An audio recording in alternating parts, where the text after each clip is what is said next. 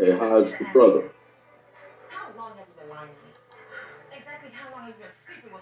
All right. Can you hear me, brother? Yeah, we all right. We online.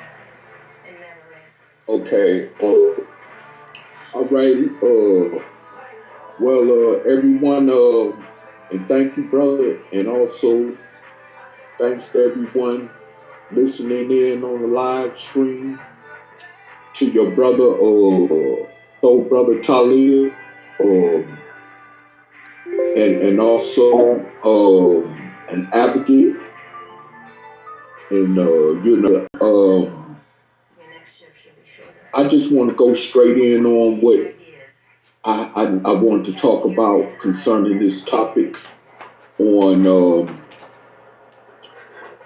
why our ancestors should have listened to President Abraham Lincoln in the year of 1862 when he summoned black clergymen of his time as well as black leaders of his time to the White House to propose the idea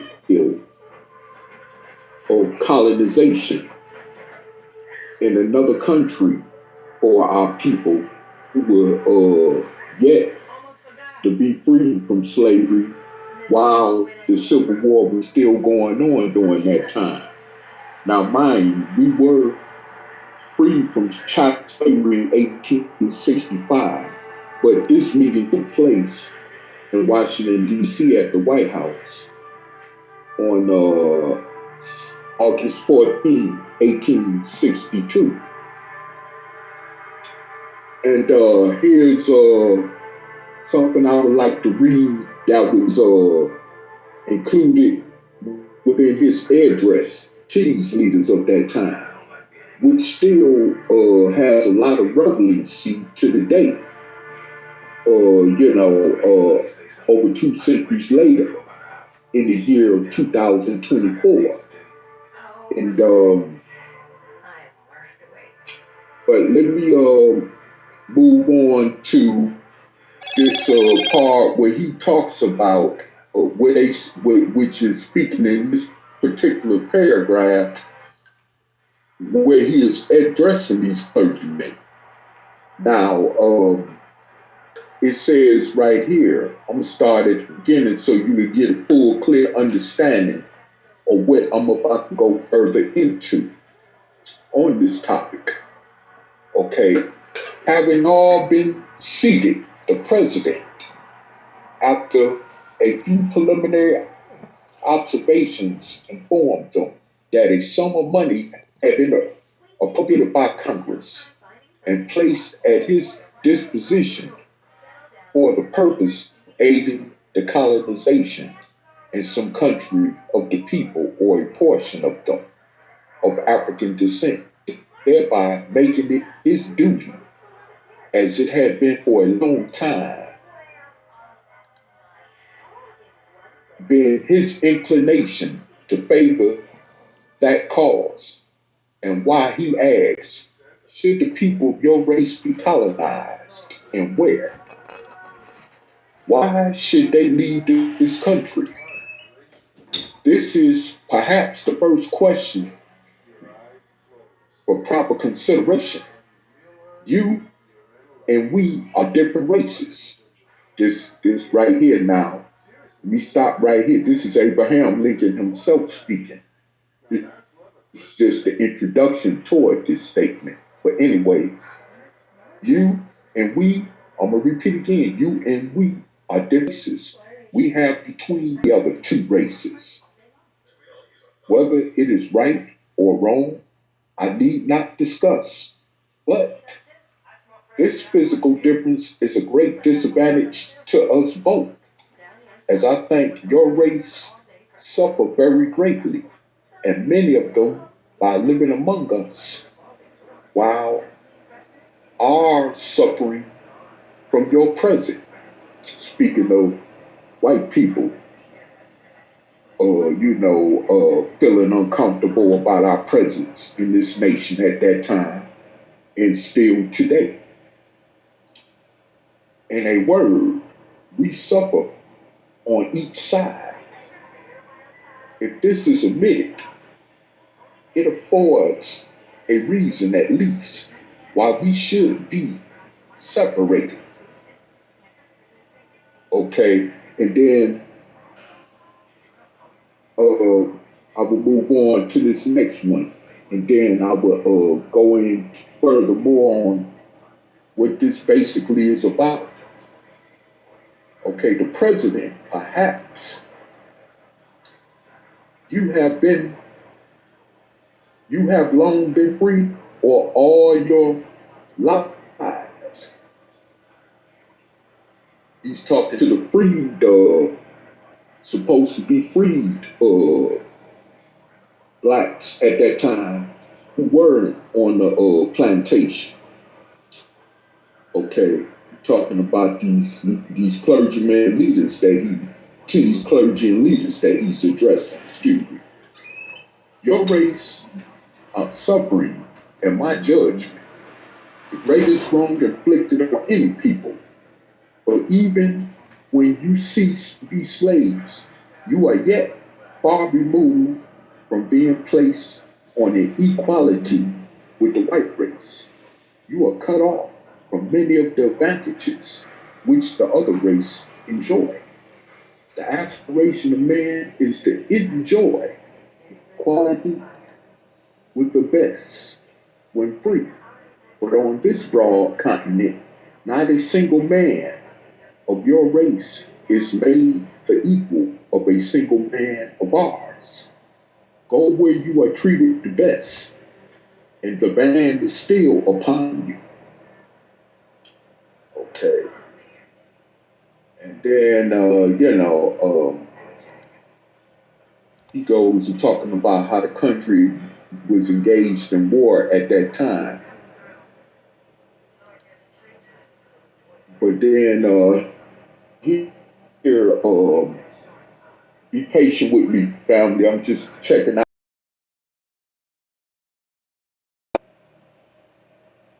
Okay, but for your race amongst us, there could not be a war. Talking about what was behind the purpose of the Civil War. That's what he was referencing when he said that. Although many men engaged on either side do not care for you, Confederacy and the Union side of the Army. Okay? Nevertheless, I repeat, without the institution of slavery and the colored race as a basis, the war could not have been in existence. Okay, let me stop here. All right. Okay, this clearly there tells you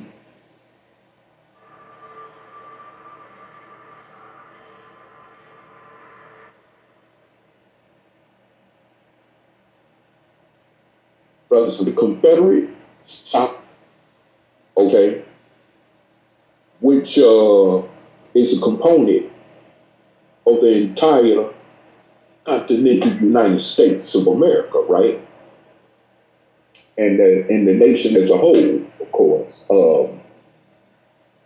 I would say that we still see the implications today of when Abraham Lincoln warned those leaders of that time that basically we would never be equals in this country. And you could see that through job discrimination, housing discrimination, um, wealth discrimination, the gap, the wealth gap between us as two groups of people in this country. And when he said, okay, and also too, you got to keep in mind as well, is that when he mentioned, okay, when he mentioned here that we have between us all the difference that exists between almost any other two races. Okay, now at that time we know that we didn't have all these different other type of groups in this country, like we see now, especially with the immigrants and all that kind of stuff, right? But if you notice, even though we have a climate situation going on now with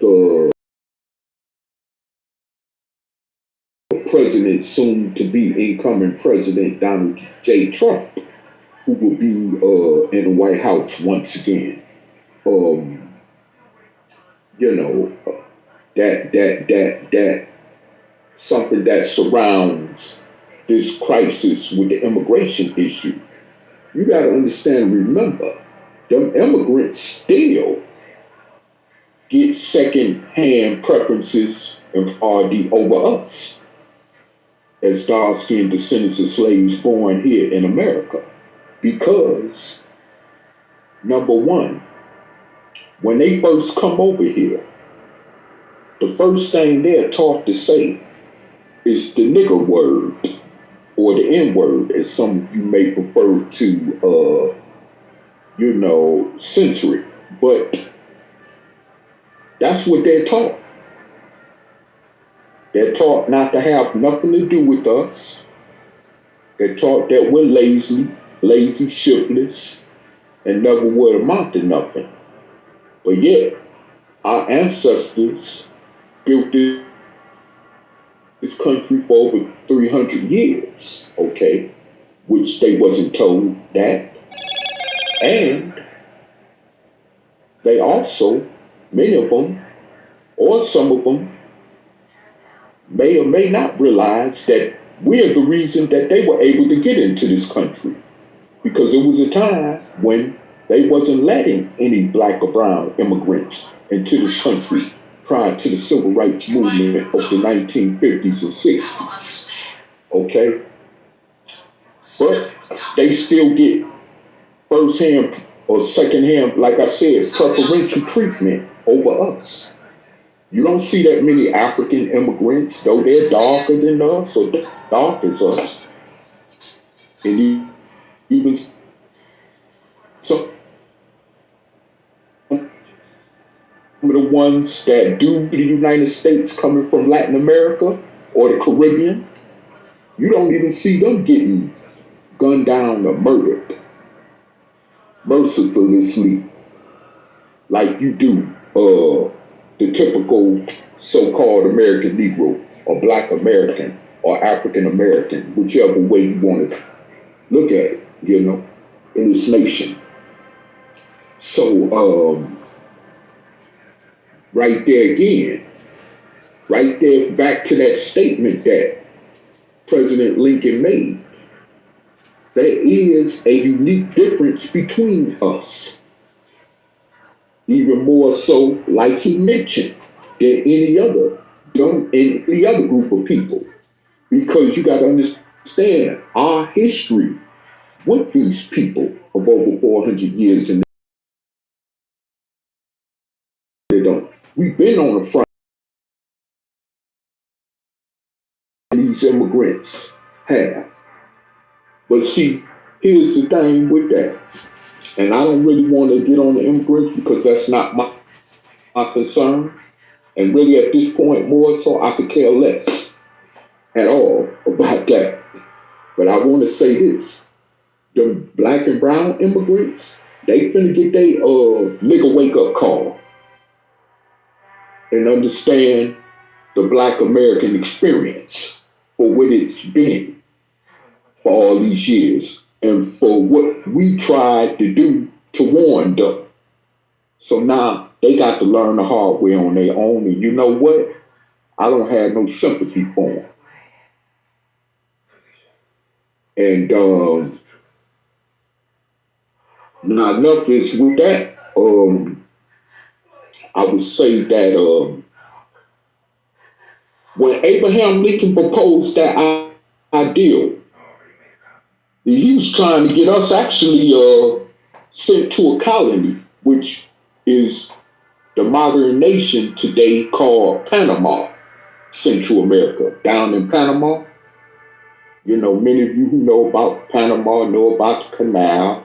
Many of you who know about Panama know about when they overthrew the former President Noriega, Manuel Noriega, down there doing the so-called war on drugs and all that crap back in the 80s. You know, Panama is known for some other things too, outside of politics, but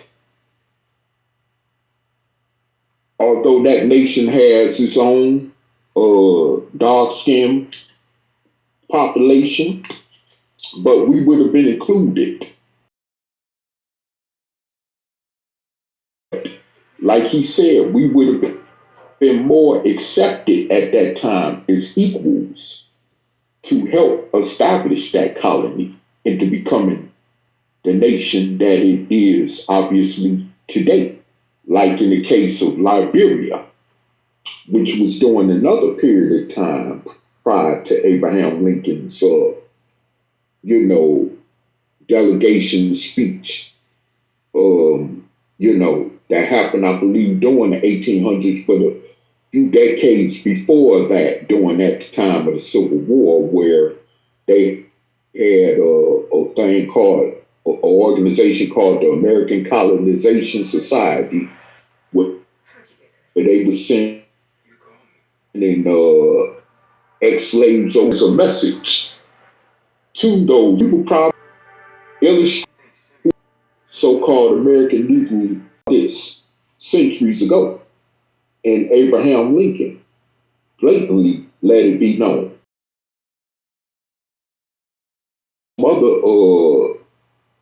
From some other sources, research years ago by myself, that he even actually said that he believed that the so-called Negro could never be capable of holding public office in this nation. This is why you saw the former president Barack Obama get the treatment that he got while he was in the White House. You see these indications, you have leaders from these past generations warning what was to come and what is to come further from even this point. But every time the Caucasian gave you an open chance in our history to do something about our plight, we refused or found some excuse, even like what he was trying to do by appropriating money through federal funds to actually put us on a colony where they even had natural resources like coal mines, which could have helped us, to economically get to the point of actually becoming a full self-sufficient nation, independently of our own. You see, and see this document,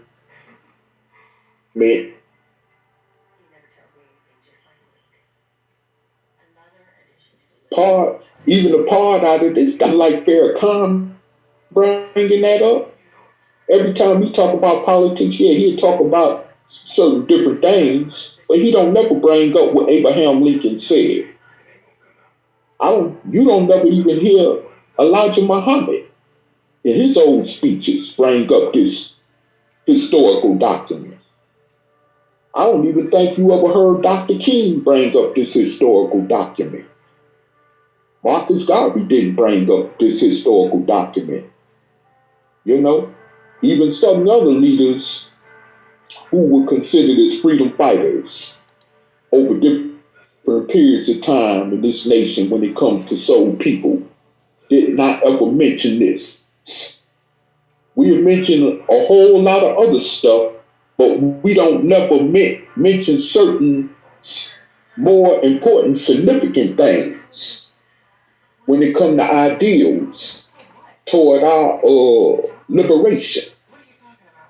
Because and listen here, I could go any further. I could go even more further into what he was trying to say too, because a lot of this stuff, and you know, I read even where some black leaders disagreed with it, and some may have agreed with it, right? But the majority of them didn't agree with it. That's why this ideal didn't ever come up off the ground, of course. But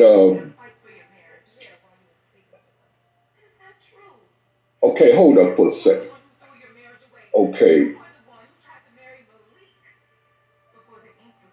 okay, this is where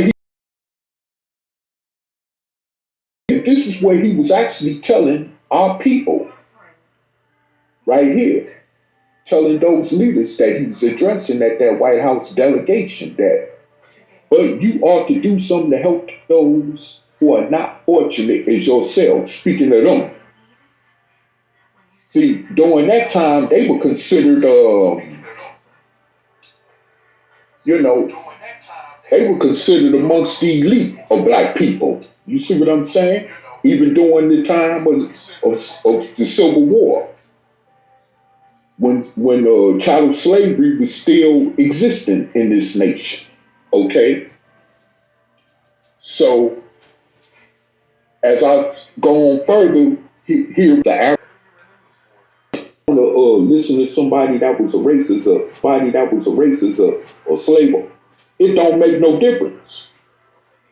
Like they say, if the truth fit the if the truth fit the shoe, then wear it.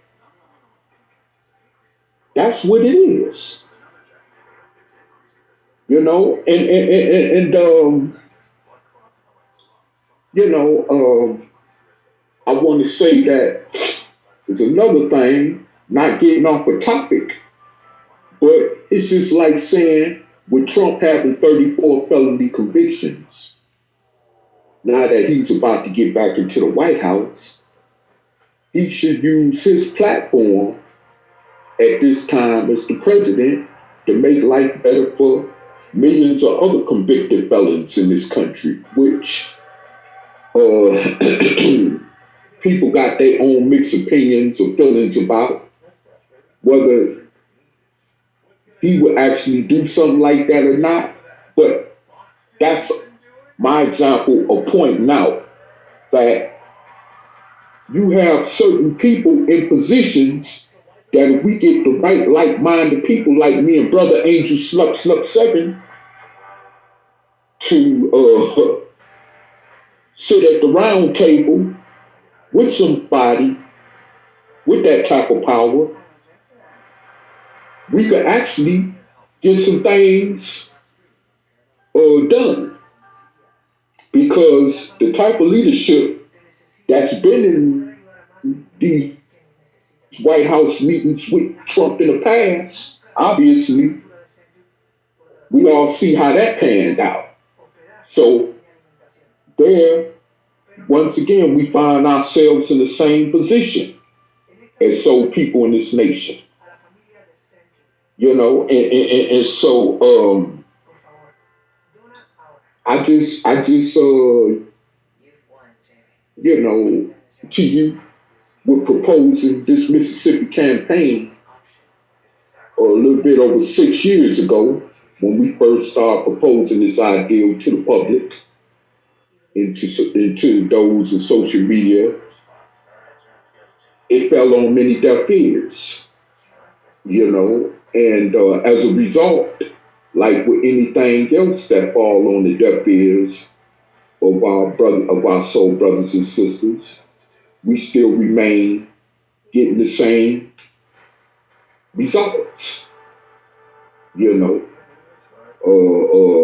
You know, whether it's police brutality, racial profiling, housing discrimination, job discrimination, mass incarceration, you know, and all this other stuff that we still suffer today in this country.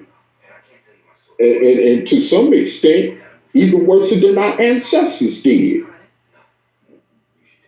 Because see, one thing you got to understand, our ancestors at least knew and understood directly who the enemy was. Now we're all confused.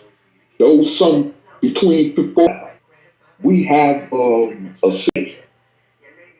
You know, most of our younger generation, even ones now coming up into their 20s,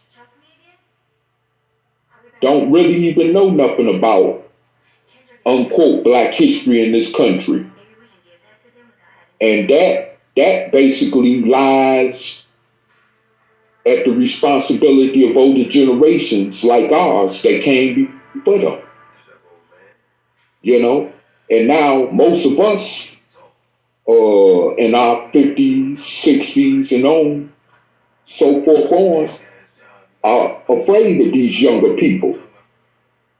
And I remember years ago someone told me that, and it still resonates with me today. They said that it's going to come a time when the younger generation is going to attack us, older people from these present generations that we're from, because we did not sit down and teach them anything about our true history in this nation, about what our ancestors went through. You see, because we relied on the systemic educational system to do it. But, we relied on society to do it, which we see what that has panned out to be. So, this is what we got.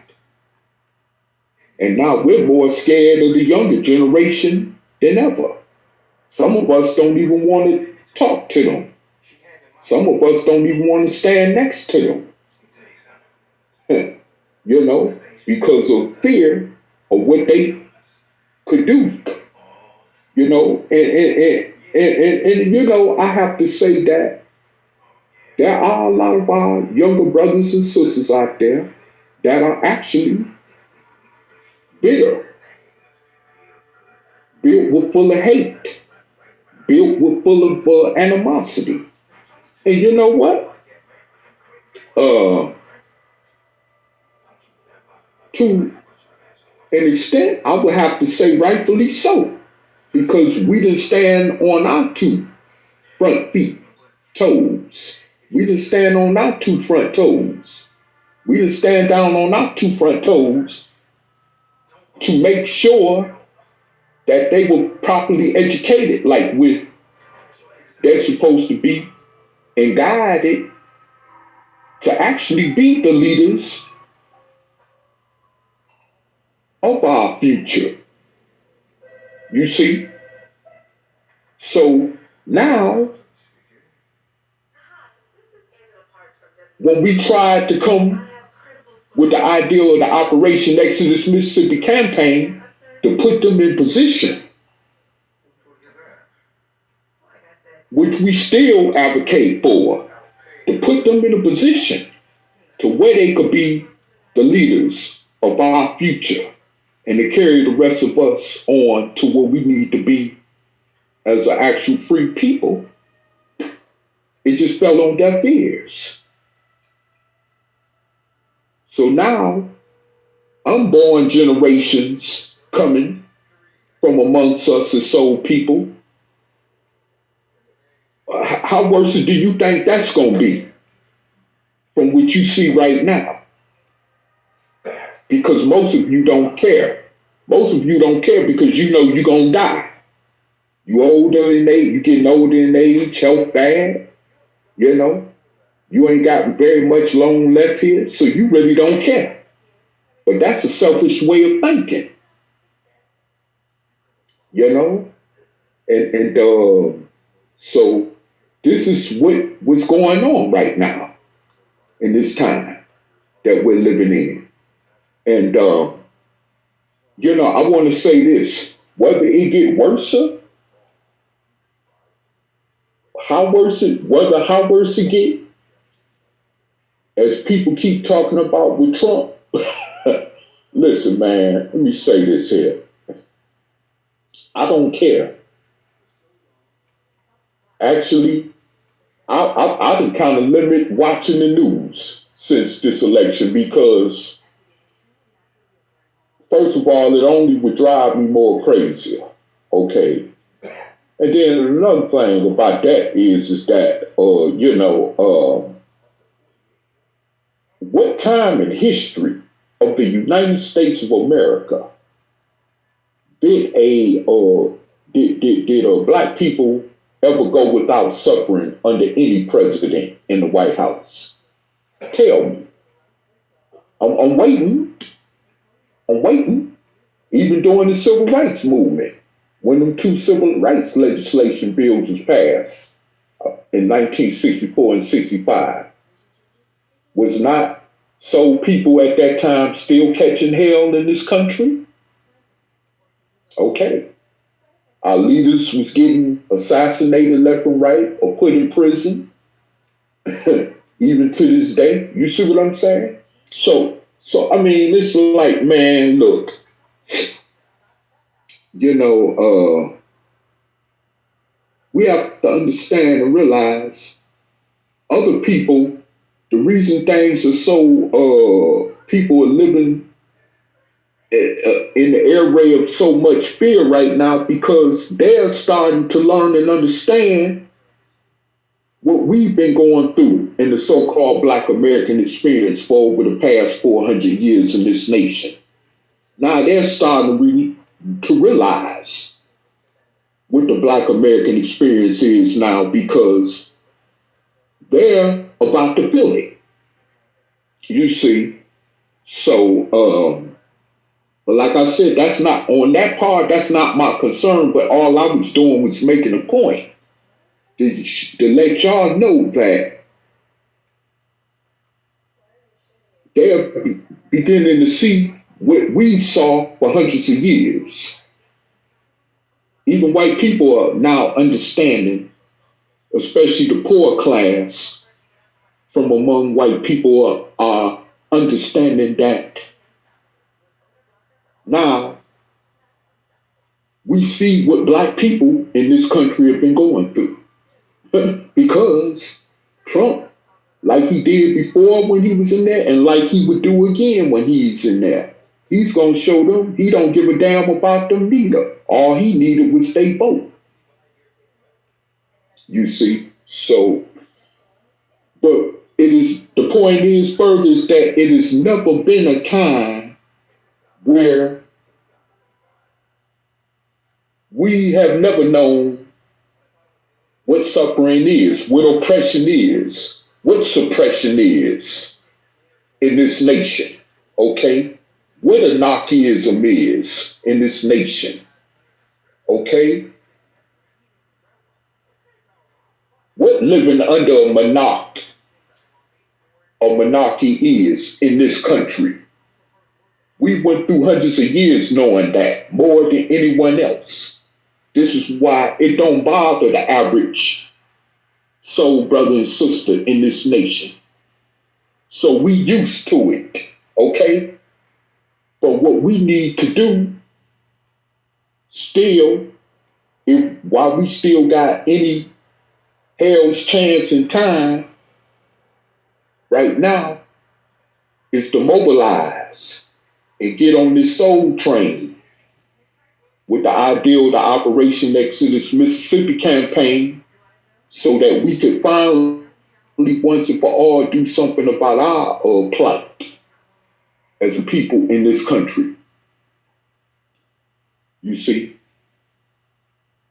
Because we'll see one thing about everybody else, these black leaders doing his speech, his delegation speech to them, you know?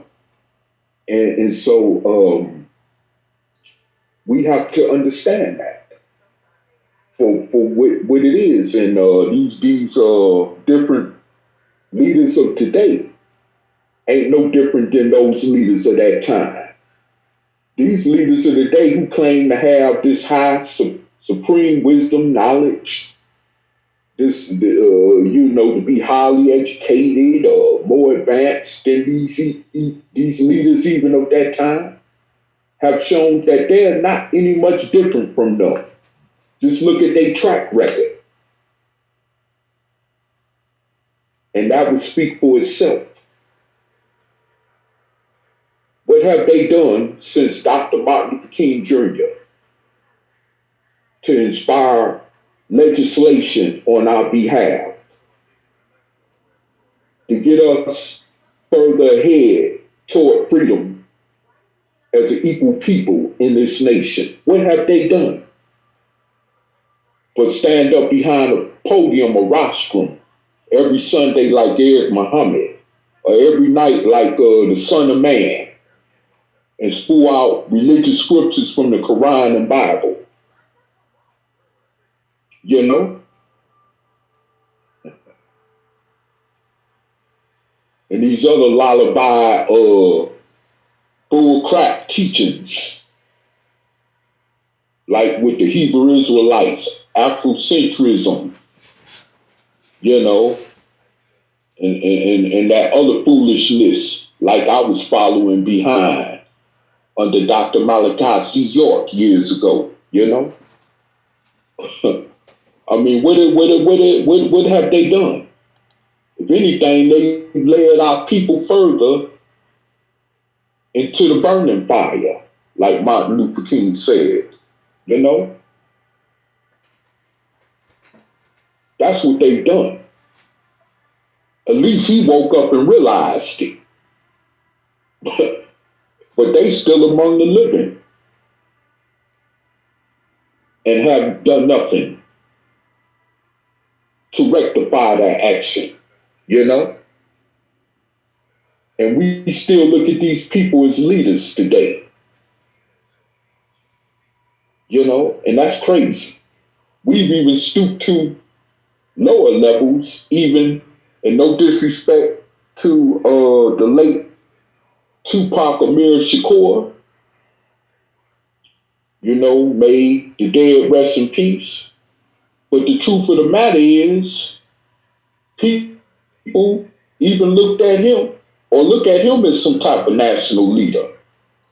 They even got history about him in school curriculums across this country, teaching our so black children about Tupac Shakur, when they should be teaching them about freedom fighters like Nat Turner, David Walker, Denmark Vesey, and the list goes on. But they teaching them about people like Tupac Shakur. Come on, really? So this is why you got the kind of younger generation floating around like we do today, you know? And if we could take control of a state, we could more easily work to turn that around. But you're not ready to work, because freedom is work. Freedom means fighting. Freedom means possibly either losing your life for freedom. You see what I'm saying? All that comes with the word of freedom, liberation. But you're not ready for that. The Nation of Islam, which I would sort of reference, and the Universal Legal Improvement of Association slash UNIA under Marcus Mosiah Gari was the closest thing to when you seen black people willing to get out there and do work. But even then, that turned out just to be about fame, glory, you know, grandiose standing, you know, how much money you got, how much wealth you got. Money, wealth, prestige, all that. That's why when Malcolm X woke up and separated himself from that, that's why he had to die. because now, as far as they was concerned, speaking of the Nation of Islam, this nigga had to go. No disrespect intended upon Malcolm X nor his family, but that's the way they saw it. Because he was about really trying to liberate our people. More so than they was. He was really trying to liberate our people. And if it wasn't for him, and I know it's been said on this platform numbers of times, but if it wasn't for him, the Nation of Islam wouldn't even be what it is today. And they know it. Those in the nation know it, and the rest of the world know it. So we definitely need to understand that we're faced with a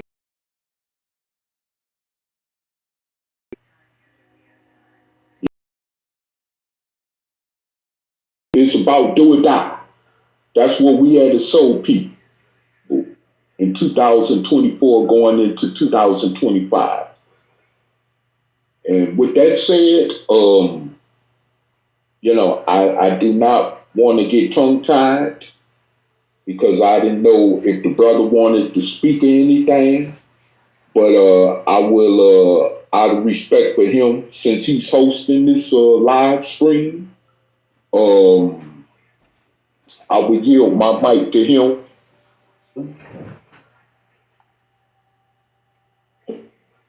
and see where we go for a topic because many people again need to understand that in the past up to now we had opportunities to actually free ourselves and ain't nobody holding us back like many of you blacks in the pro-black conscious community or in general say ain't nobody holding us back but us. And with that said, once again I yield my mic.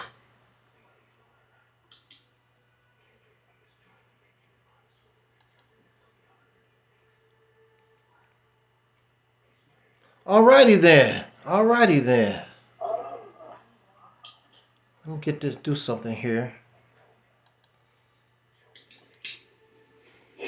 All right. Where's the other thing at? Oh, there we go. Okay. Well, I want to just thank you for coming here and giving us a little something, something. I guess before the end of the year, we're getting ready to go into 2025. So I don't know what's going to happen in 2025. None of us know what's going to happen, but we're going to uh, give our last commentary before that New Year's ball falls down. I want to thank everyone who took the time to listen to our Soul Liberation Day message. I don't know what it is. There's a lot of folks out there. They may not consistently listen to what we have to say all year round, but for some reason they will give me opportunity Soul Liberation Day. I noticed that the views, wherever I put Soul Liberation Day, I notice the views are pretty decent. So I want to thank everyone for sharing that message, and for those who have took the time to share the message with others in their life. I appreciate it. It's always an honor that you would give us this opportunity. I say that all the time. That I thank you for sharing, listening to our message. I want to say this in relation to the topic brother has chose for this evening. As I have heard a few times where speakers have talked about what Abraham Lincoln had to offer, the brothers and sisters, our ancestors, and they make mockery and call the clergy, they call the ones who at that time was our leadership, they called them out of their names, coon, Sambo, and all this other negative stuff. And because they rejected what not Dr. King, what Abraham Lincoln was saying. I want to make this point. If you're so upset with what those men, and probably not women, because as you know, we really don't allow women to have any kind of voice. We push anything women have to say or think, we just push that to the side, don't mean anything. So chances are Abraham Lincoln was speaking to black American men, and they rejected the offer or the proposal that Abraham Lincoln was talking about. And there are those, again, who want to call those people names.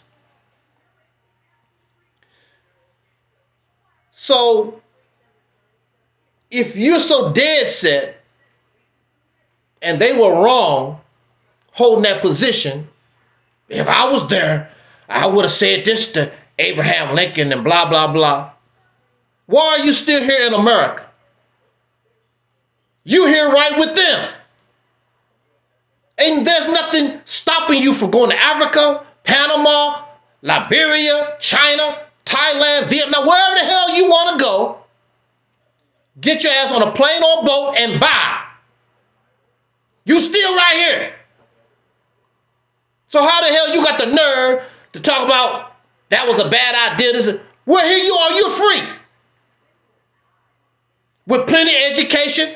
A lot of y'all make a lot of money. I was just reading an article. Taalib was talking about Panama, so I looked up Panama. You can go $1,000 a month and live pretty decent in Panama. You can go to Thailand. You can go to Vietnam. You can go to Mexico. Get your ass out of here. Since these men that you talk about, their decision making was so terrible, here you are in a better position than they are. Get the hell out. There's nothing stopping you. But you're going to stay here and complain till I go to Africa. How many of these people we done heard for years and years and years about going to Africa? They still here with us. Because I've never said that. I've never said I want to go to Africa or any other country. I've never said that. And if I made a suggestion back in the day, prior to our Vision of Mississippi campaign, I talked about, and I don't know if you was around at that time to live, but I suggested Liberia. Yeah, I do. That's when I met you. Okay. When you was, yeah. Yeah, I was talking about Liberia. Your ass ain't with the Liberia either. And they did not embrace that idea either. They don't embrace anything. They just like to run their damn mouth. They're not going to do nothing. See, that's the bottom line. Just like you said, Taalib, they're not going to do nothing. Because to do something means you're going to have to sacrifice. Now, as individuals, I can go to Panama. As an individual, I can go live in China. As an individual, I can do a lot of things as an individual. But when you suggesting and telling an entire 40, 50 million people, oh, this is what they should do, that's a whole different ball game. Why you think America didn't do it? That's too much damn work. It's easier now. We have jet planes and these large boats. They didn't have that during the time of Abraham Lincoln. How are we going to move all these thousands and millions of folks? Very expensive. Plus, they gonna run. Ain't nobody gonna stand. Majority of them not gonna stand still. They're gonna hide. Just like we don't know how many immigrants really is in this country.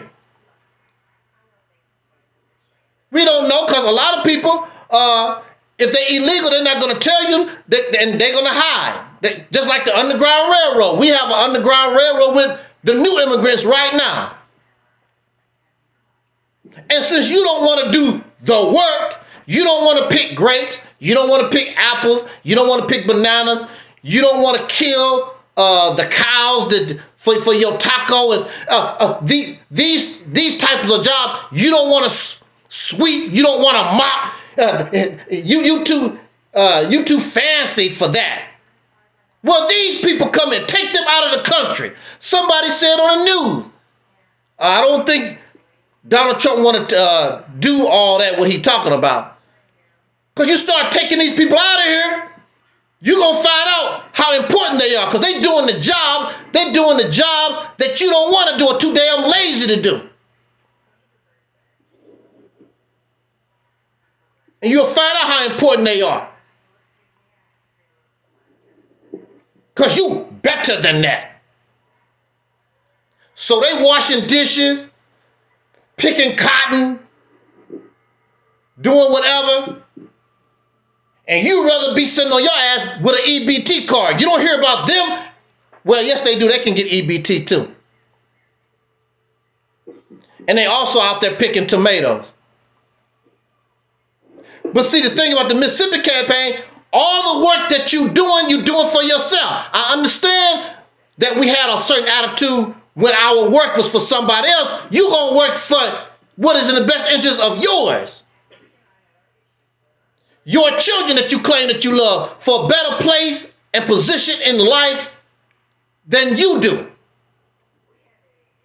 But you, like Brother Taalib said in his talk, he don't give a damn about no generations, because a lot of these folks, they old, getting ready to die anyway. You're on your own. Just like the American forefathers, they knew that the black slave was going to be a problem one day. They said, well, we'll let the young whites, our next generation, they'll handle that. Right now, we're going to enjoy slavery. We're going to enjoy all the wealth that all this free labor is giving us. We'll let them deal with it. And that's how many of us do. We spit these babies out. If they survive, they survive. If they don't, they don't. And you know there's a possibility some going to go to prison. There's a possibility some going to get caught up in prostitution and drugs and law. You don't give a damn. As long as you have enjoyed yours. You don't care what happens to the next generation. I'm drinking my clean water now. Oh, but if you don't take care of the water, it'll be dirty for them. I don't care. It's just like sometimes when you go to these buffet places. And I don't like messing around with these buffet places because you got these folks that's disrespectful. They want to play around the food. They don't care about who come behind them. They don't watch their damn ragged ass children. As long as you take care of me. But again, like I said, you can go. There's nothing stopping these people to go to Africa. That whole group of folks that came on this platform talk about Africa. Where they at? Tell them where they at. They are here in the great old United States of America. They ain't went nowhere. Matter of fact, they invested in America. Creating a business in America, not in Africa, not in Mexico, not in China, in America. I'm not going to tell you about moving to Africa and I don't invest in Africa. Create a business in Africa. And I don't move my ass to Africa. That's just entertainment. Feel good stuff, nothing but a form of religion. That's all it is. They don't go. But see, this is what you have to understand. Now see, I'm guilty. I used to think that way too at one time. But see, I would in my state of mind, like many of you are. I was a regurgitator. Listening to Farrakhan, listening to Elijah Muhammad. I was a listener. And I just repeated basically what they said. wasn't my own thoughts. I just repeat like a lot of these folks. That's why they always said Marcus Garvey, Malcolm X, because they copying and regurgitating what they heard from them. They don't self-discover nothing. Because when you begin to think for yourself and begin to discover on your own, it might come in conflict with what they talked about because they lived in a different time. We are in similar circumstance, but it's a different time. There's a reason why Marcus Garvey failed. There's a reason why Elijah Muhammad failed. There's a reason why the civil rights movement failed. And instead of concentrating on why did they fail, we just copy what they do. And if you copy what they do, you're going to fail because that's what happened. These people cannot even replicate what Dr. King, what Marcus Garvey, what Elijah, they can't replicate it. No, brother, you wrong. I got him again. The Honorable Minister Louis Farrakhan Minister Farrakhan is nothing compared to what Elijah Muhammad and Malcolm built. He's nowhere close.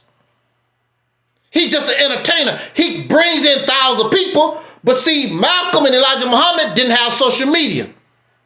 Farrakhan has social media, Facebook, all this kind of good stuff. There's a lot of things Farrakhan has that, and also Elijah Muhammad didn't deal with a lot of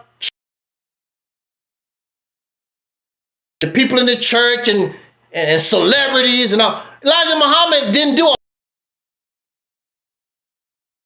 I was concerned, I'm the shizit. You come to me. I'm not going to Beyonce and Jay-Z. I'm not going to Michael Jackson. Michael Jackson gonna come to the Honorable Elijah Muhammad because I'm the messenger of God. The hell with all that. I'm the shizit. I'm the head Negro in charge. Farrakhan put on a big show, but he did not and has not replicated what Elijah Muhammad and Malcolm done. The new Black Panther Party, as new as it is, nothing. They created nothing like what Huey P. Newton and Eldridge Cleaver, I believe, good tongue tie, and Bobby Seale. You can put all these people, Bobby Seale.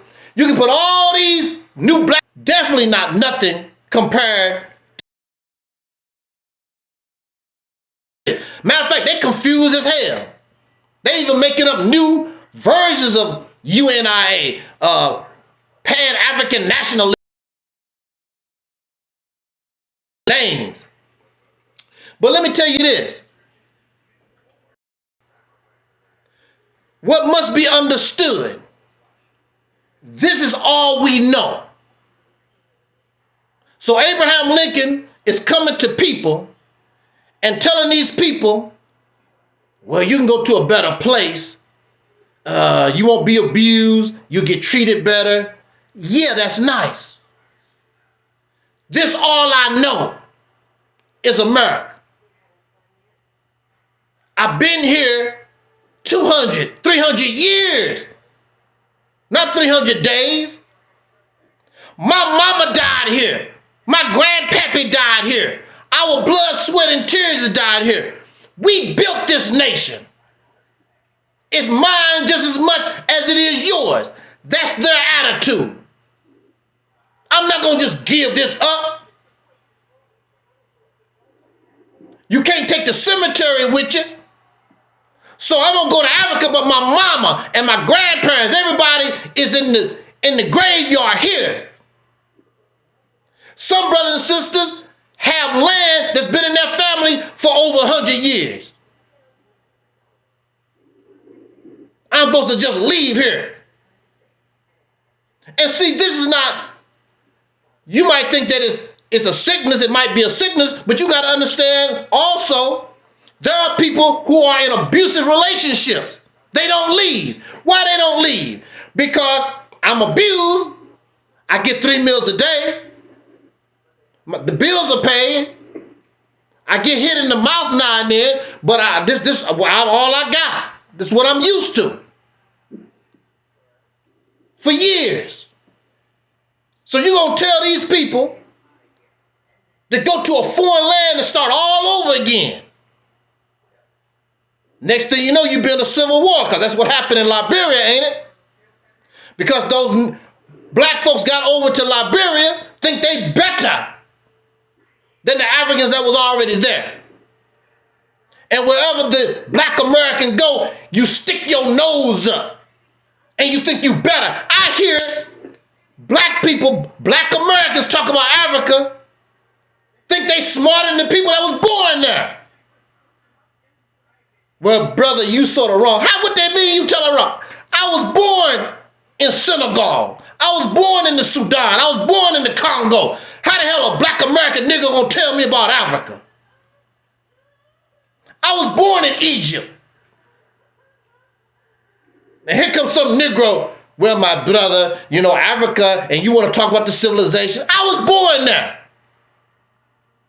But this is how arrogant we are. And we're a reflection of these people because they arrogant too. And we are a reflection and a copy of them. Yeah, you can go to Africa and you're going to have problems because you're arrogant. You think you know it all. You're going to teach them. They're not going to tolerate you talk about, hey, I'm teaching you smarter than them. They're not going to do that. And another thing they don't like talking about, when black Americans go to Africa, they don't want to talk about some of us who have been killed by Africans over there because of that. And they exploit you.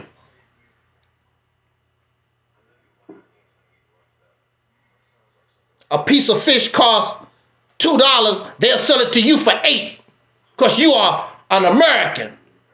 They have a name for us over there. Call us white people. Because they know what you are. You're not no African. How you going to be an African, a so-called African, and you wasn't born there. You don't know nothing about it. You don't have no...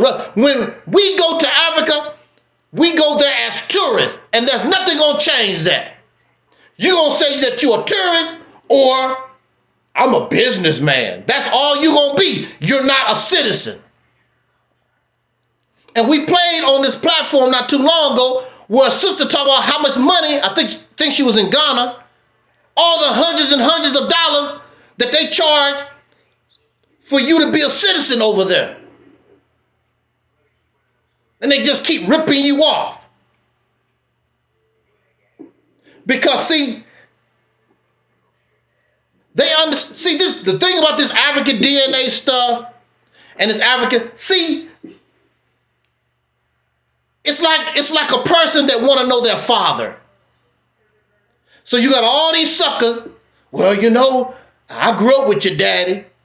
They're not going to tell you for free. Or they're going to charge you something so that you can know about your daddy. And they never met your dad. They're just going to tell you that. Because all of us, I'm not going to say all of us because some of us don't give a damn. But there are some of us, we want to know our origins. We want to know our father, our biological father, our biological mother, our ancestors. If we did come from Africa, I want to know where. See, you have people that exploit this. They exploit you. But again, you still here in America. That was a bad idea for us to reject what Abraham Lincoln, but this is all that we know. And you still here. Go, leave, bye. Nothing stopping nobody. Go to Mexico and pick some tomatoes to survive. Whatever you got to do. Since we should not have rejected, those leaders should not have rejected what President Lincoln said or offered, then you can go to another country and pick you some tomatoes, wash some dishes in the country or whatever. But again, you get $1,000 a month. You can go to these countries and live pretty decent. I even see videos. Brothers and sisters move to Thailand and Vietnam and places like that. They put on a show. Because how the hell can you live in the United States all your life and all of a sudden it's so wonderful? You have people like Michael Jackson. You have people like Jay-Z and Beyonce and Oprah Winfrey. They've been all over the world. Where do they live? Tina Turner ended up there because she fell in love with a white man overseas. That's the only reason why Tina Turner ended up over there. All your stars, Stevie Wonder talk all that African stuff. As far as I know, Stevie Wonder is still here because this is our home. It's nice to go to these places and visit. This is our home. This is where our mama died. This is where my daddy died. Grandfather. I just went to the graveyard where most of my relatives are at and clean up the headstones and things of this nature. What are we supposed to do? Dig up their caskets and take them to Africa some damn where? This is our home. And this is why the Mississippi campaign is more realistic, because it keeps you home. But it can also make you independent. It also makes you a force to be reckoned with. But it wasn't time. It wasn't time during the time of Marcus Garvey. It wasn't time during the time of Malcolm. They did what they done so that we could be where we're at now if we understood where things went wrong. You have to have a different attitude, a different mindset. You have to look at things differently. You want to stay where they at in 1930. And you're doing worse. You really are in a worse position than they were. I want to say this also.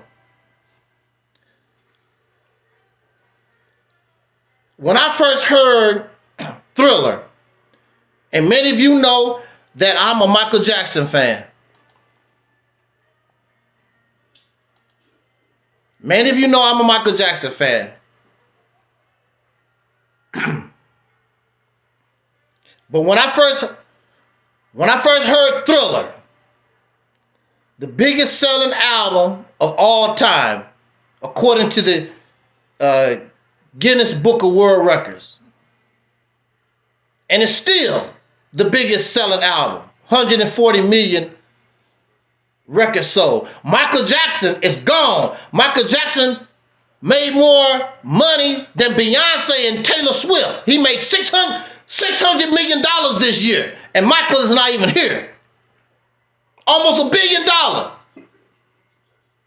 But when I first heard Thriller, I'm a Michael Jackson fan. I didn't like it. I got it. Matter of fact, I didn't even buy it. I listened to it from a friend. And when I listened to it for the first time, I was like, I'm glad I didn't buy this crap. I call Thriller crap. I listened to Billie Jean. I'm like, eh.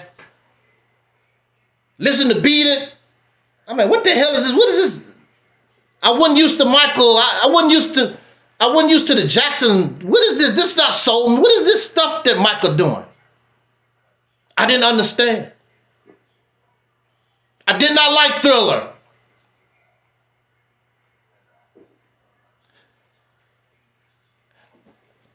I did not like In Vogue. They on my wall. When I first heard In Vogue, I did not like them. I did not like In Vogue. I liked the short black dresses they was wearing. I did not like Hold On.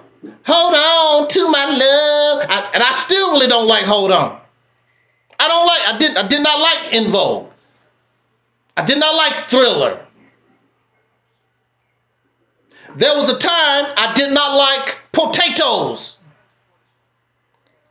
The only potatoes I did eat was McDonald's French fry. I did not like potatoes. I did not like Thriller. Sam I am. I did not like En Vogue Sam I am. I did not like Potato Sam. Why am I telling you this? See, a lot of us are childish. And you give somebody something new. You know, you tell your child to eat the vegetables or whatever. I don't eat that. I don't like. You don't even know it. And I don't like broccoli. I don't like green beans. I don't like. That's the way we act. You haven't even tasted it yet. I don't like. We love to say that. I don't like Angel Snub Number 7, that Reality's Temple. Just the Mississippi campaign. What is the Mississippi campaign? Don't listen. Don't know what it's about. You don't know nothing about me. You don't know what the Reality's Temple is about. I don't like that. I don't like Thriller. But see, that's the difference between you and me. I kept listening to Thriller. See, I'm not you. I did not like Thriller. But I like Michael Jackson. I said, well, I never liked all Michael Jackson's records anyway. So I said, well, I'll go ahead and listen to this crap. I kept calling it crap, but I kept listening. I still don't like Hold On. I kept listening to these ladies. And I did not like Terry Ellis. When they first came out, I liked Cindy first. I didn't like Terry Ellis. We always talk about what I don't like. But we don't know. How do you really know? You ain't tried, you don't know. I don't like Thriller. But I kept listening to Thriller. I kept listening to Billie Jean. And Beat It. And then when Michael came out with the video for Billie Jean,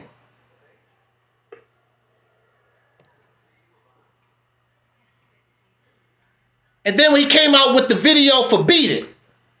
Now I know a lot of you like Thriller. I still don't really care too much for Thriller. I mean, Thriller is cool, turn into a werewolf, whatever. But see, the point I'm making that's quite obvious is we don't give things a chance. We don't like. I hate that. How you hate? You don't even know, you never tried it. How do you know you're not going to like it if you don't try it? If you don't. Now, see, what I would like is for somebody to honestly say, well, brother, I've studied this thing for like 30, 40 days straight. I've listened to your videos constantly, blah, blah. Then you explain to me why you don't like. They just don't like. They don't explain nothing. The fact that it's not Pan-African, the fact that it's not Jesus, the fact that it's not Hebrew Israelite, that's all it takes. I don't like. Mr. Farrakhan didn't say that, so I don't like. This is why you stuck in the position that you're in, because you don't like. Well, apparently you like being oppressed. Apparently, since you didn't move to Africa, you like getting your ass whooped. Because you're still here with us. You're still here with the people that you say should have accepted Abraham Lincoln's proposal.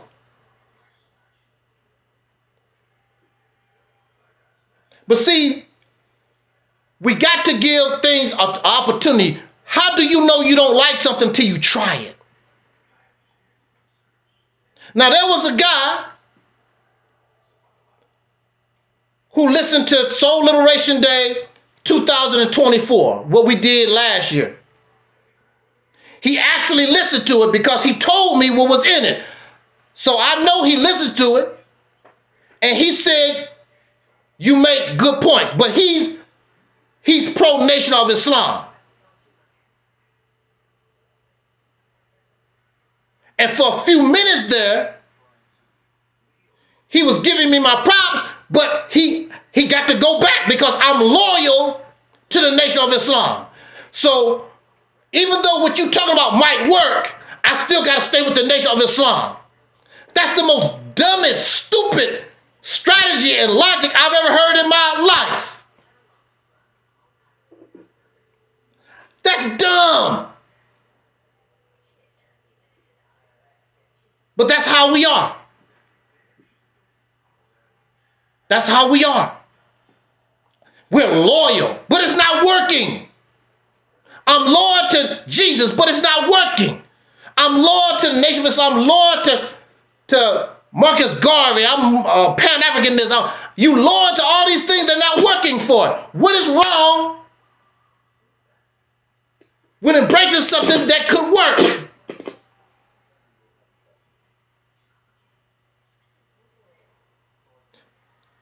The main reason why is because it makes some of us have been believing this stuff for years and years and years. And we don't want to embrace something new because it makes what we believed in for years and years, make it look bad. So what? I was introduced to the Nation of Islam. I was introduced to the Nation of Islam when I was a child, 7, 8 years old. I love Elijah Muhammad.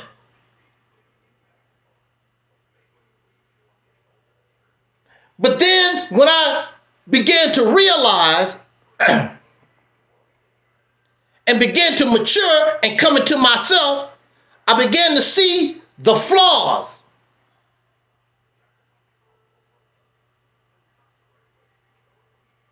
And I had to start letting it go.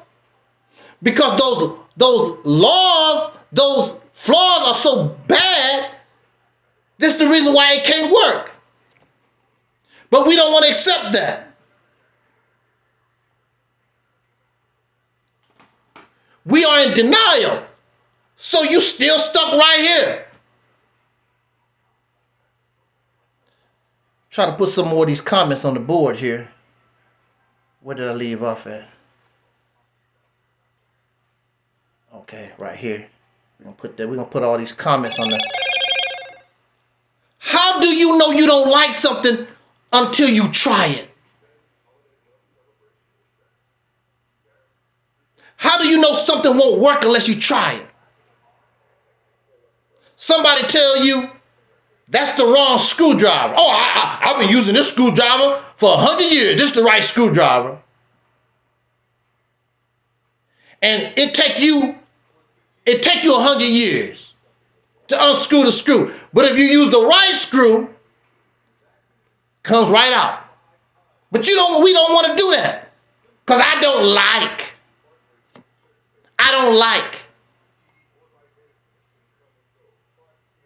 One of our problems is how emotional we get over stuff, because when you don't like something, you get emotional over it.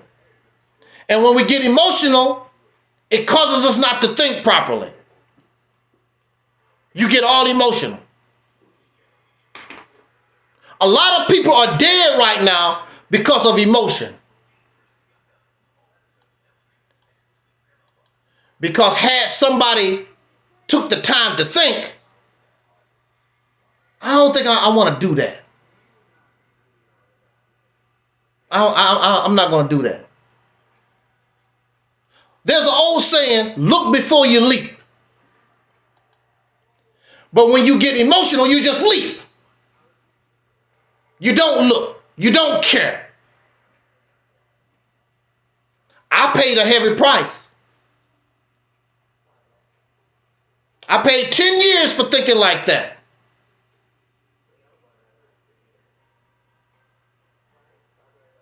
10 years of my life being emotional. I wouldn't allow I didn't like what so-and-so did to me. Well, I had 10 years to think about it. And there are brothers and sisters in jail and prison right now. They have all their life because they're never getting out of prison. They're never getting out of jail. And that was the plan for me. They told me every day, you're going to die here. You're going to die. Why are you here? Because of emotion. A lot of us, we've had good friends for years, but something happened and we get emotional. I don't need that so-and-so. Y'all been friends for 50 years. I don't care so-and-so. Emotion. You're not thinking about all the good years in those 50. The only thing you tripping off of is the few minutes that something went wrong. That's how we are. With friends and family members. We only think about what went wrong. What about all the years that we did good? We're family, we're friends. You tripping off the 10 minutes that we don't agree something went bad. Because we're all in our emotions.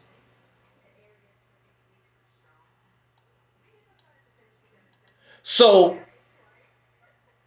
I appreciate everyone who would at least listen to Soul Liberation Day 2025 message. I appreciate that. At least listen. So when I listened to Thriller, I began to like it. I stopped calling it crap. And then when I went outside of music and heard these ladies talk, I heard Cindy talk, I heard Dawn talk, I heard Maxine talk, but when I heard Terry talk, I like how Terry talk. Her talk, how she carried herself, I felt more connected to Terry than the rest of them. But I did not like Terry first. How do you know if you like somebody? How do you know if you like something until you give it a chance, opportunity to try, listen, see something? You don't know. There are men right now and women who are married to people they did not like at first. But when they got to know them, then they start liking them. I don't care how fat they was, they got one eye, only one arm, whatever. I like you. Because you begin to look outside of the money, you start looking outside of the physical appearance, you begin to look at them as the human being that they are. And I like you. And they end up marrying that person. You remember, I'm going to say this, I'm going to turn it over back to Taalib. Maybe he need to take us out of here. There was an episode of Good Time. There was an episode of Good Times where Thelma's husband was talking about his friends. Some lady, they called her ugly. You know, she wasn't a fine fox or whatever. And he was telling his friend, do you remember so-and-so? We talked about that ugly woman, blah, blah, blah. And then Thelma's husband said, I wonder whatever happened to her. And then his friend said, I married her. Whoa. You know, see, you never know. You don't know. When you get around people and you say, I don't like that. I know my mama did it. Oh, he got a bald head and he don't know how to dress. My mama was making fun of this guy. Next thing I know, he was coming around the house every day. Next thing I know, he was living with us. And see, that's another thing. Sometimes people say things they really don't mean it. You remember when you was little and you liked a girl and you would push her and said bad things because you liked the girl. It ain't you didn't hate the girl. You didn't know how to express to the girl that you liked her.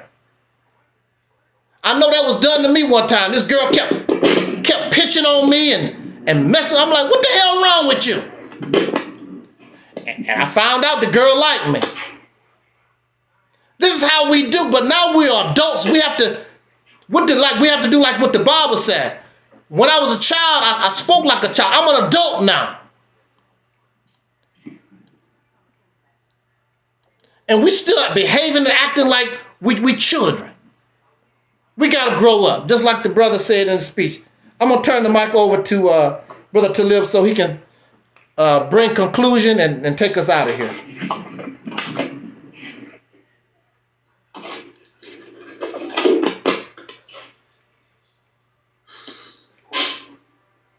Okay.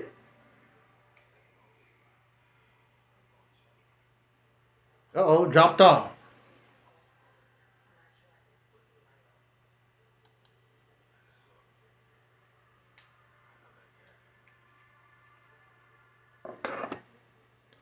All right, Taalib, technical difficulties. Taalib dropped off.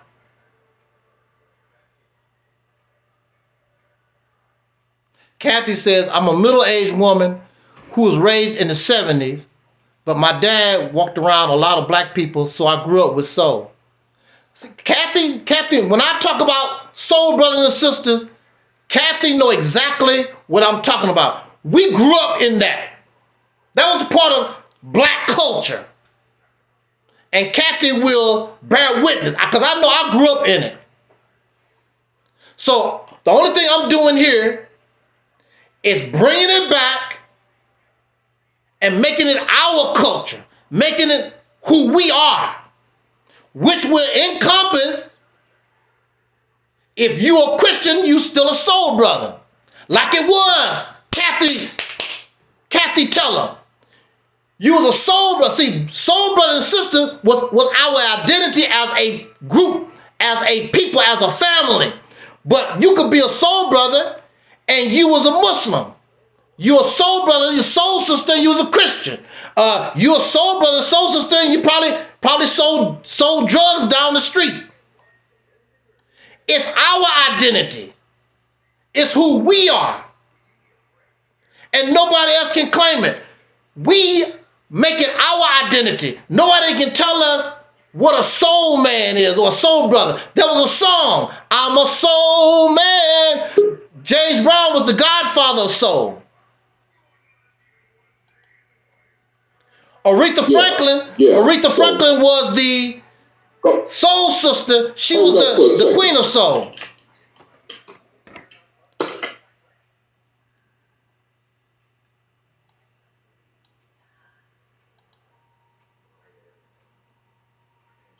So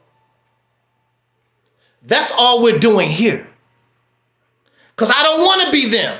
If you accept Africans, or if you accept Native Americans, or Kemet, whatever these stuff is, being an Israelite, if you embrace those things, you also have to embrace the bad side, which they don't like to talk about. They only want to talk about this feel-good narrative. But these people been around, so they got skeletons, they got dirt in their closet. Black Americans, soul brothers and sisters, we have no blood on our hands except what we got with the white folks in this country, sent us to war, fighting their war. We did not start the trouble. We have no blood on our hands. So we are in a good position, because nobody on the earth can say we done a damn thing to them.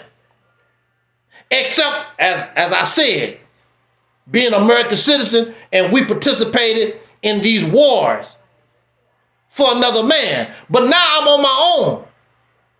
Now, why do we keep fighting these wars? Why are we still part of their military and they're not giving us nothing? Our soldiers came from these wars and these suckers lynched them, denied them proper housing. You bleed and you die for these suckers. No, no, no, no, no. If you want me to die, if you want my sons and daughters to bleed for your happy ass, then what you gonna give me?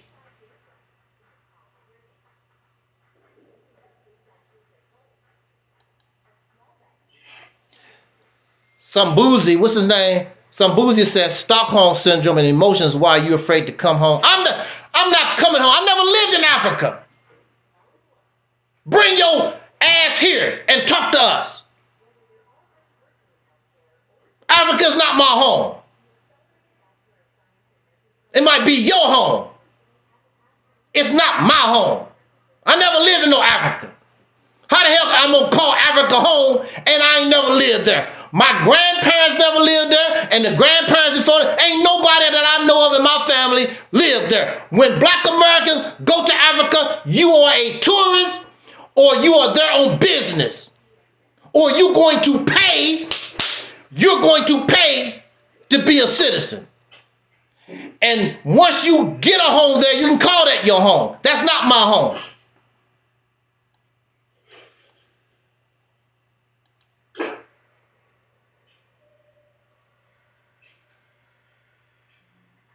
They want you caught up in their fairy tale.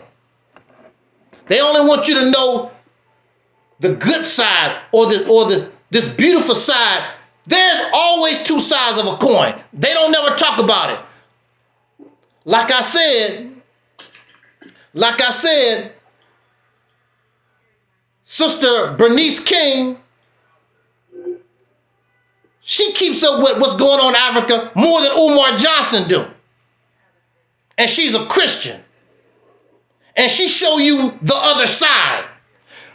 Umar Johnson, the Pan-African, he's only going to try to show you the European side of Africa, because that's the only place they go to. They go to the places in Africa that's European. They don't really mess around with the other places and that's suffering, and the places that don't have that's not really getting that European money.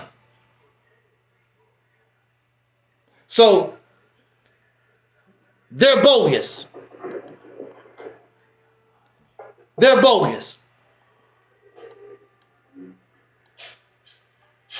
So Taalib look like he's back. We're gonna pass the mic over here to Taalib so he can give conclusion, take us out of here. All right, yeah, because I'm getting ready to eat this dinner, but okay. Yeah, I just want to say that like from what I said earlier,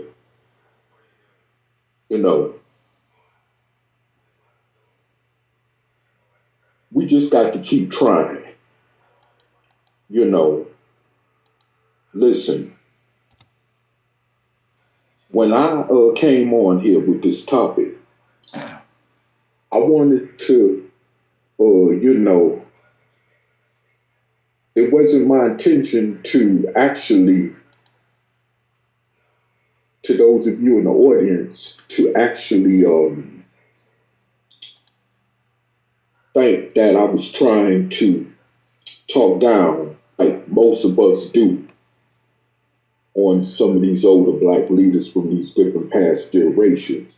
Because like I said, the leadership we got today is no different from them. Mm-hmm. And what are they doing? Right. They ain't doing nothing at all. Nothing at all. Let alone, if anything.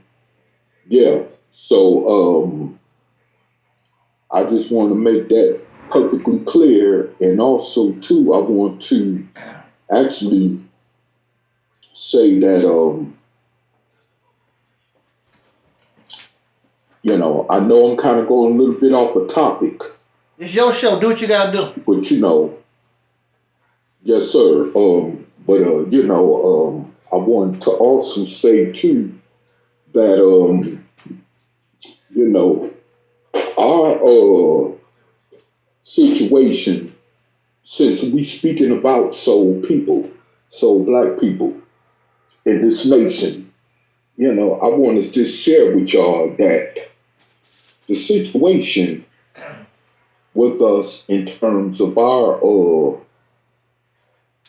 family relations amongst each other has gone south, especially since the unfortunate circumstances of the war on drug,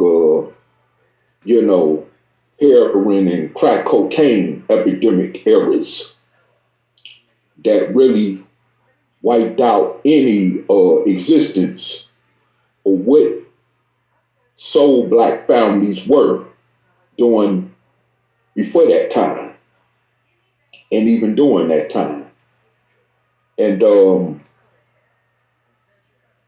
you know, whatever connections we had left, even coming up out of chattel slavery, that's all gone out the window due to that unfortunate circumstance, which on our part, we sat back and let it happen. Mm-hmm. But at the same time, you know, I want to just touch up on the fact that what I've been looking at right now, as far as so-called family ties, there are millions of us, and I know I'm not by myself.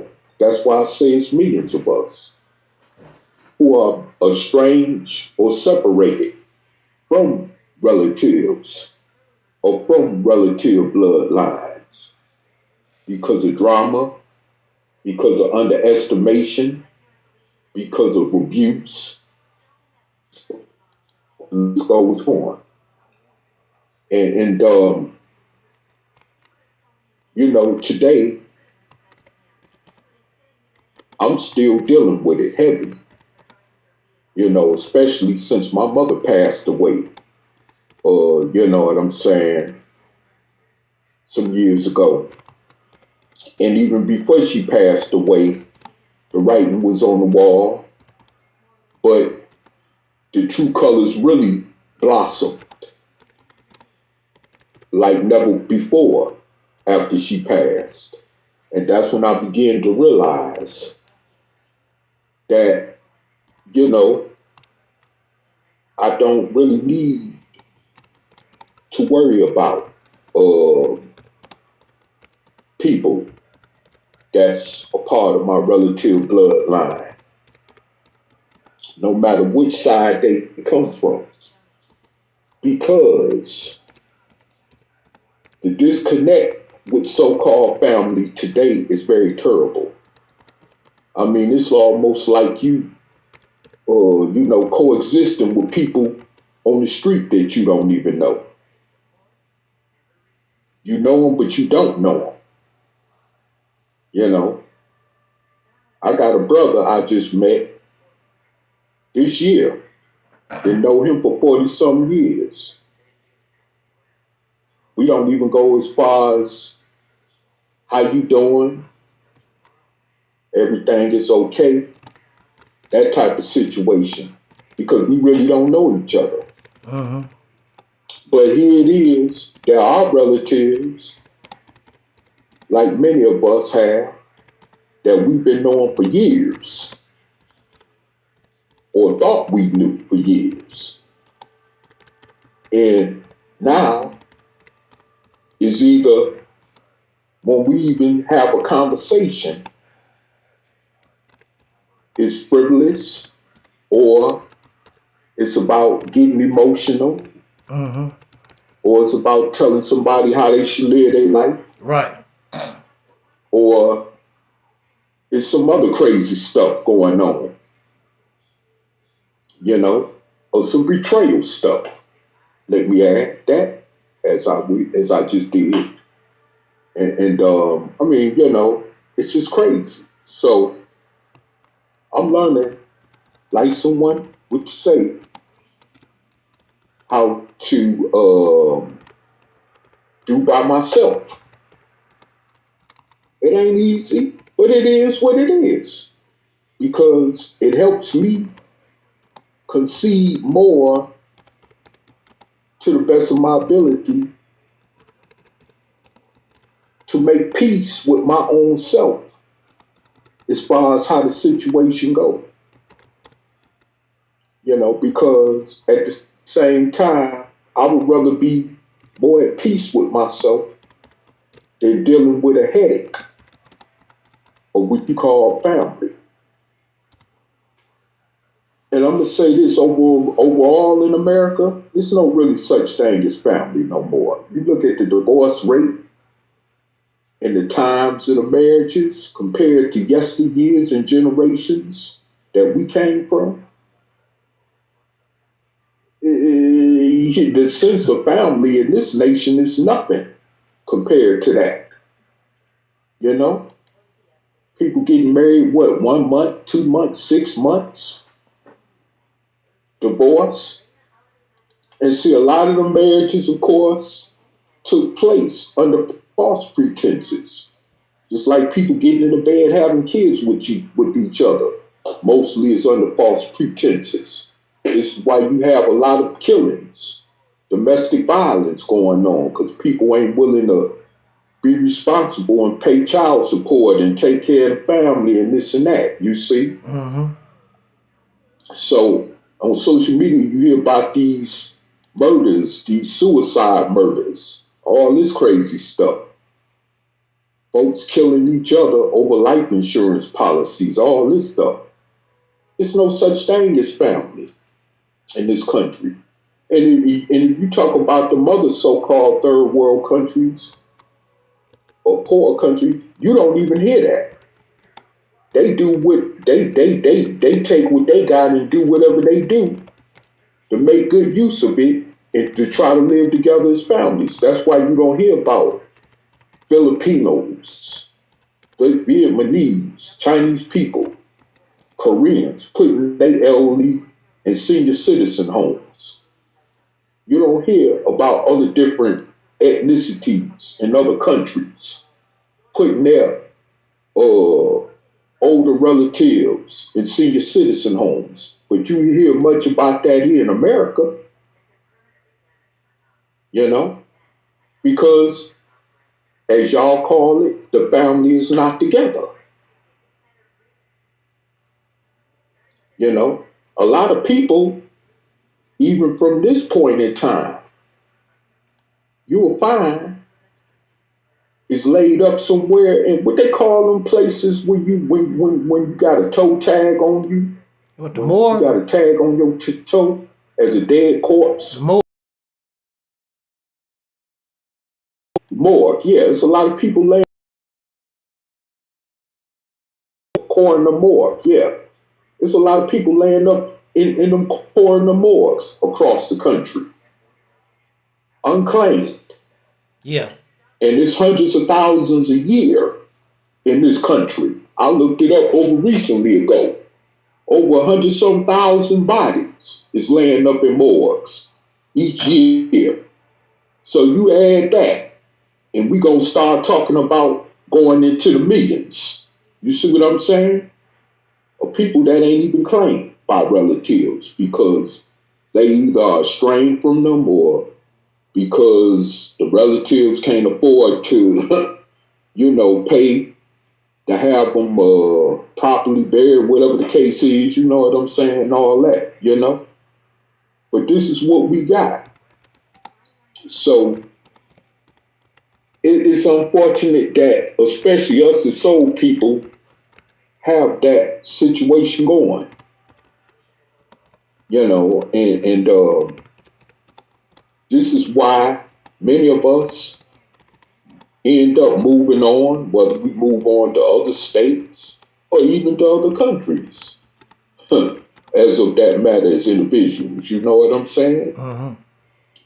This is why a lot of us end up even saying, you know what? I'm not going to get into whether it's right or wrong, but hey, that's why some say I'd rather marry a white woman or Mexican. The hell with these black ass niggas. I'm just putting it out there like that because that's how a lot of us think in some cases, you know? And you know, and start their own families from that point on with mixed children, mixed grandchildren, you know? You know, you want to talk about what slavery did to us in terms of the breakup of the family, it's still going on. you can still see the hate in that, deeply in that. And we're not trying to do nothing to rectify that. You got these many organizations and so-called spiritual leaders and spiritual organizations talking about how can we bring the family back together. But you going by the way that the slave master taught you, which ain't worked, obviously. You know what I'm saying? How many estranged white families have you seen where Christianity actually brought back together? What any other religions have brought back together after they have been estranged for so long and destroyed for whatever dysfunctional circumstance to make it more worse for us. By so many of our youth and young adolescents who are born into these type of families or rather or relative bloodlines, let me say that, is because a prostitute, what do you expect? They control. Your grandmama or your granddaddy don't like your mama or daddy, so they take it out on you. You see a lot of domestic violence going on in the homes among biological relatives. You know, this is why you see unquote family fights taking place at a barbecue or something. You see what I'm saying? This is why you may even see people losing their lives because of these type of circumstances, you know? And you all in the middle of this, and you ain't got nothing to do with it. You just happen to be born in this mess, you know? And like I said, it's many of us who were born in this mess, you know? And I want to also point out too, because I've talked about this before some time ago. I forget on this platform that you got those, especially those who are self-righteous wannabes that get on these platforms and talk about, or that may even on the streets outside of social media talk about how, well, they family was never disconnected. Let me say this. You might say that about one of your immediate families in some cases. But throughout the rest of that blood, biological, relative bloodline, you don't really know certain people that might feel different about the immediate relatives that you come from. You see? So, I mean, it goes much deeper than to what you think when you even dealing with direct, immediate relatives. It goes even deeper into what I'm talking about right now. Okay? Because at the end of the day, you got a blood relative, family, but as born in this world, option. Getting that one quick sensation or feeling, and that's it. And then pulling their pants up and going on about their business, you see? And so this is what we get as a result of that type of behavior too, you know? You got fathers who are actually fathers of these children, not even wanting to claim them. Some of them won't even sign their names on their birth certificates. So why do you think, especially these days, why younger people, especially born in recent times into this world, feel the way they feel about life? and other people in general. You see what I'm saying? See, we wanna if we want to get to talking about these people and why they do the crazy things they do and why they terrorize our communities and our streets, you got to look at where it started from and then gain that understanding and then go down the line and then come up with a remedy solution on how to deal with this before you just say, oh, we got to bring families together. No, it's not that easy and simple. We got to bring relatives together rather than say, or and all that kind of stuff. It's not that easy. It's not that simple. And I know it's a lot of you because I deal with relatives like that on my own. It's an old well, God to do the job. You just got to trust in God or Jesus or Allah, whatever. He'll do the job to put things back together. Wait a minute, hold up. No, it just that things just ain't that simple. And see, that's where we drop the ball at. That's where we lose touch with reality when it comes to stuff like this. Things is not that simple, and so this is the reason why I say that at the end of the day, we're living in some real serious dark times. And I just wanted to leave y'all with that. And, as I close out, and, and before I also turn the mic back over to our brother, I would like to say that,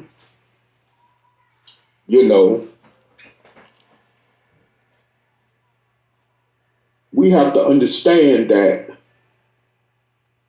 this is just the same thing like with Operation Exodus Mississippi, as far as doing the work that we need to do in order to obtain our true liberation for once and for all. Well, it's the same way with trying to bridge so-called families back together. You see what I'm saying?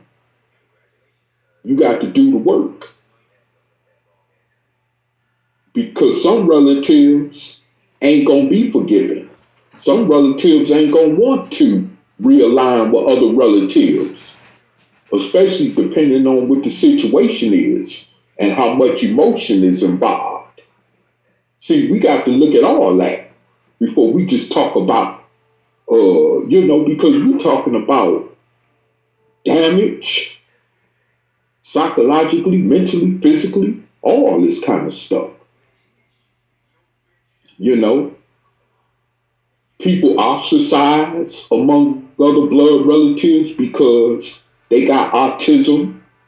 I don't like to use the R word because that's just like using the N word toward black people when it comes to somebody having autism or a disability. But a lot of people ain't even accepted by their relatives because they got some type of disability or autism. You see what I'm saying? A lot of people ain't accepted by their relatives because they too light skinned or too darker skinned. See, and the Willie Lynch plan is definitely in effect, even hundreds of years later, like he said it would be. Well, we made the truth out of them. So there we go. We got we less well off than certain people, so we don't have nothing to do with them, even though they are relatives. But we don't want nothing to do with they poor broke ass, or something like that, or they bomb ass, or they I'm just saying, and I don't do a whole lot of cussing, but I'm just putting it out there to those who even understand it in that language, as far as what I'm saying. Because I mean, at the end of the day, We do have broken so-called families to that extreme that it's going to just take more than some therapy intervention. You know, it's going to have to take a lot of work. It really is. You got people out here right now, you know, that commit suicide because they have no one that loves them. They have no love coming from relatives because of whatever the situation is, and they just say, "Well, hey, what's what's worth even living?" So they take their own self out. We have that, but and a lot of you who are into religion, whether it's Islam, Christianity, Israelite, or whatever other type of religion, if you got relatives out there in that type of situation, and you don't even care because you're part of the problem. And what true God will advocate something like that to allow people amongst humanity to exist like that? So what that brings the question about your religious belief, philosophy, and teachings. And then another thing too is that I say this,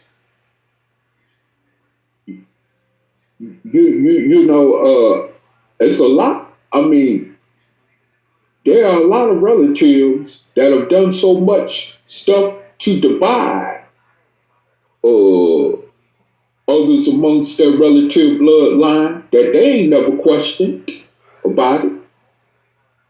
You know what I'm saying? And I knew somebody like that that's related to me, although they're no longer here, you know, and they was never brought to question about that. But that's why they died the way they died, because like they say, karma comes around to bite you in the behind, But hey, I feel like at the end of the day, you know, I remember when I was in the pro-black conscious community, and I used to hear people always say, "Well, unity starts at home." Some would use the other narrative. Well, it takes a village to raise a unquote family, which most of you don't even apply them concepts. You just want to talk to be heard, like somebody say. You know what I'm saying? But this thing with